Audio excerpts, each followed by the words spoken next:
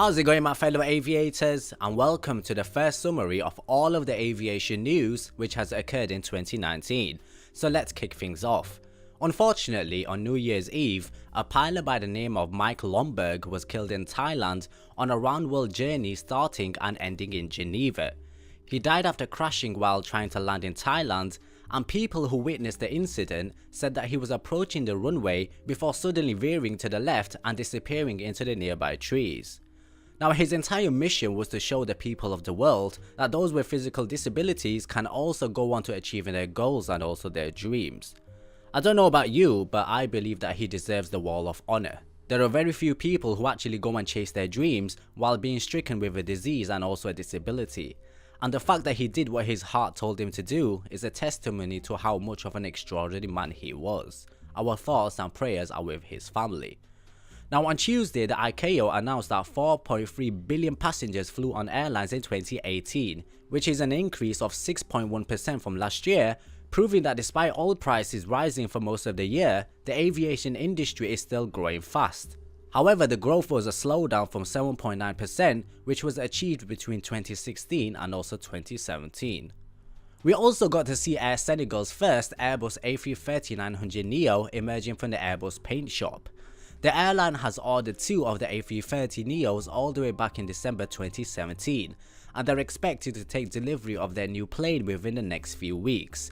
This will be a great milestone for the African market, and I can also expect a lot of people will be proud of this achievement. So we know that Qatar Airways and China Southern Airlines have a strong relationship, with Qatar Airways seeing China as a great market to expand and also explore. Well, this relationship has only gotten stronger because Qatar Airways has taken a 5% shareholding in the Chinese airline. Hopefully, this will give both of the airlines many opportunities to work together and build a long-term relationship. It seems like Qatar Airways is attempting to conquer the world with all of these investments.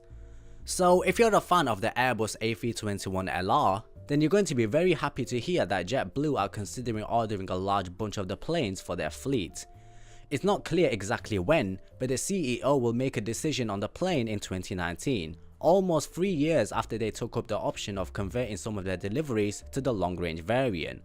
They also haven't revealed on what routes they'll most likely use their plane on, but they have hinted at the idea of launching transatlantic services to Europe from their focus cities in Boston and also New York.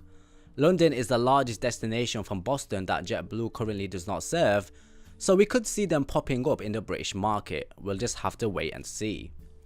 So on Wednesday, Jet Airways saw a sign of relief as fuel prices were cut by 14.7%, which is the biggest cut since the 2008 financial crisis. We know that India has many domestic airlines, and since 40% of the expenses of the domestic airlines is fuel, their expenses have been reduced by over 5%. Boeing is also expecting that fuel prices will remain around $60 a barrel in 2019. Lufthansa has announced that they're going to be hiring 5,000 employees from Germany, Austria, Switzerland and also Belgium in 2019. Now this includes openings in Lufthansa, Lufthansa Technik and also Swiss. There are openings for 600 IT specialists and 400 junior employees. So guys, if you're interested in getting into the aviation industry, they have apprenticeships also, so I would encourage you to apply if you're interested in Lufthansa. So we know that Tony Fernandez is a giant within the Far Eastern market. Well, he says that 2019 is going to be a very successful year for the low-cost long-haul market. Apparently, he's been working very hard to cut out the unnecessary routes, renegotiated aircraft leases, increased utilization and cut their spending costs. He also says that the year ahead will see the airline make a push into developing markets and describes the next decade as super exciting with the delivery of their new Airbus A330neos and also the A321LRs. There's also news that he's considering converting some of his A330neo orders to the smaller A321LR. It's still early days at the moment, but him and his management team are currently studying the prospects of adding the A321LR. We could hear an announcement in the near future regarding this, but to be honest, who knows. So Thursday saw some exciting news. Delta has been named as the world's most on-time airline in 2018. This marks the second year running that Delta has topped the rankings with 86% of their flights on time, which is an improvement of 0.19% on 2017. In second place was Qatar Airways with 85%, and in third place was KLM. Now, JetBlue's founder Neilman has confirmed his order for 60 A220-300s for his startup airline Moxie, which was made at the Farnborough Airshow last year. He's also indicated that he's taken options for the further 60 of the planes, and the A220s will replace JetBlue's fleet of 60 Embraer 190s. We'll have to wait and see how the airline grows over the next few years and whether it'll be a success. Unfortunate news, an Ethiopian Airlines 737-800 has suffered a runway excursion on Thursday at Uganda. There were no injuries to the 139 passengers and crew on board. ET338 overshot the runway at 12:41 AM, according to the Civil Aviation Authority. The incident caused no damage to the plane and it was towed to the ramp.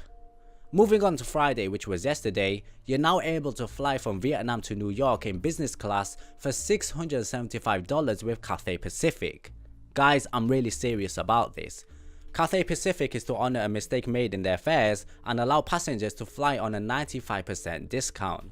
This trip normally has a cost of $16,000, and we'll have to wait and see if Sam Chewy is on one of these flights. I've already made a video regarding this, but the co-founder of Southwest Airlines has unfortunately passed away. Now, Southwest pioneered the point-to-point business model, which avoided the hubs used by major carriers. Mr. Kelleher also decided to stick with a single-type fleet, the 737, to simplify their logistics and also their crewing. Their no-seat assignment policy, facilitated with 20-minute turnarounds, saw the airline to grow into one of the biggest with the help of the amazing man, Mr. Kelleher. Again, our thoughts and prayers are with his family.